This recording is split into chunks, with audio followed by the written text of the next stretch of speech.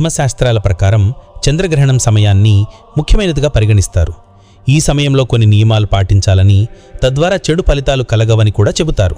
ఈ క్రమంలో సంపూర్ణ చంద్రగ్రహణం ఎన్ని గంటలకు మొదలవుతుంది, అలాగే ఎన్ని గంటలకు పూర్తవుతుంది, చంద్రగ్రహణం రోజు ఏం చేయాలి, ఏం చేయకూడదో, ఎలాంటి జాగ్రత్తలు తీసుకోవాలనే విషయాలను ఇప్పుడు తెలుసుకుందాం.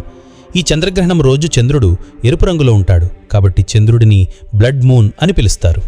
ఇది ఈ ఏడాది 2వ గ్రహణం, అంటే ఇదే చివరి చంద్రగ్రహణం అని అర్థం. భాద్రపద మాసంలో శుక్లపక్ష పౌర్ణమి రోజు అంటే సెప్టెంబర్ 7వ తేదీన సంపూర్ణ చంద్రగ్రహణం సంభవించనుంది.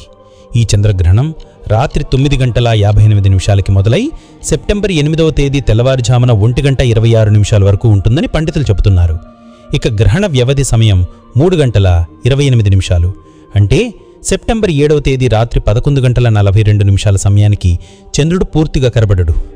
ఈ సంపూర్ణ చంద్రగ్రహణం సెప్టెంబర్ 8వ తేదీ తెల్లవారుజామున 1:26 ముగుస్తుంది. ఈ చంద్రగ్రహణం భారతదేశంలో కూడా కనబడుతుంది. మన దేశంలో కూడా ఈ సంపూర్ణ చంద్రగ్రహణం సంభవిస్తుంది కాబట్టి సూతక కాలం తప్పకుండా పాటించాలి. ఈ ఏడాదిలో ఇదే చివరి చంద్రగ్రహణం. సూతక కాలం అంటే ఏమిటి, ఆ సమయంలో ఏం చేయాలి? హిందూ సాంప్రదాయం ప్రకారం గ్రహణం ఏర్పడడానికి ముందు కొంత సమయం నుంచి, గ్రహణ సమయంతో పాటు గ్రహణం తర్వాత కొంత సమయాన్ని కలిపి సూతక కాలంగా పరిగణిస్తారు.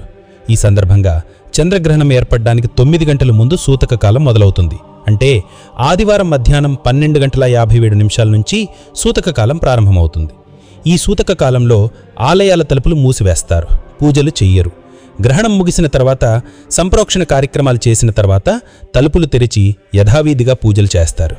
రాహుకేతు పూజలు జరిగే ఆలయాలు మాత్రం గ్రహణ సమయంలోనూ తెరిచే ఉంటాయి.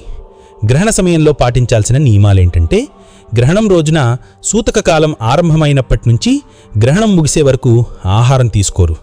ఆరోగ్యం సరిగా లేనివారు ఆహారం తీసుకోకుండా ఉండలేకతే పాలు, పండ్లు, పండ్ల రసం వంటివి తీసుకోవాలి. అలాగే గ్రహణానికి ముందు వండిన ఆహారంపై దర్భగడ్డి లేదా తులసి ఆకులు వేయడం వల్ల ఆహారం కలుషితం కాకుండా ఉంటుందని మన హిందూ పురాణాలు చెబుతున్నాయి. గ్రహణం సమయంలో శుభకార్యాలు, పూజలు, దేవాలయ దర్శనాలు చేయరు. వీలైనంత వరకు భగవన్నామస్మరణ, ధ్యానం చేసుకోవడం మంచి ఫలితాలనిస్తుంది. దానాలు శ్రేష్టం.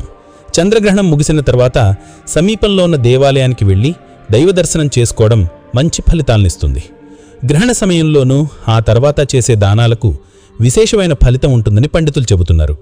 ముఖ్యంగా శక్తి మేరకు బట్టలు, ఆహారం, ధాన్యం, డబ్బు దానం చెయ్యాలి.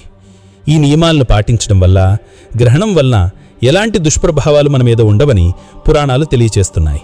అలాగే గ్రహణ స్నానం తర్వాత పితృదేవతల ప్రీతి కోసం పిండ ప్రదానాలు చేయడం, బ్రాహ్మణులకు గోదానం వంటివి చేయడం వల్ల వంశాభివృద్ధి కలుగుతుందని విశ్వాసం. ఈ ఆదివారం రానున్న చంద్రగ్రహణం రోజు మనం కూడా పెద్దలు, శాస్త్రాలు చెప్పిన పరిహారాలు పాటించడం శ్రేయస్కరం. దైవారాధన ఎలా చేయాలి అనే విషయాన్ని ఇప్పుడు తెలుసుకుందాం. గ్రహణ స్నానం చేసిన తర్వాత ఇంటిని, పూజ గదిని శుభ్రం చేసుకుని నిత్య పూజ చేసుకోవాలి. ఈ చంద్రగ్రహణం సమయంలో గర్భిణీలు జాగ్రత్తగా ఉండాలి. అలాగే అందరూ కూడా ఆధ్యాత్మిక చింతనలో ఉండటం, మంత్రాలు జపించడం, ఇక తెల్లని వస్తువులు దానం చేయడం వల్ల కూడా మంచి ఫలితాలు ఉంటాయని విశ్వాసం. దాన ధర్మాలు చేయడం వల్ల శుభ ఫలితాలు కలుగుతాయని జ్యోతిష్య పండితులు చెబుతున్నారు. సర్వే జనా సుఖినో భవంతు. Thank you friends. Thanks for watching.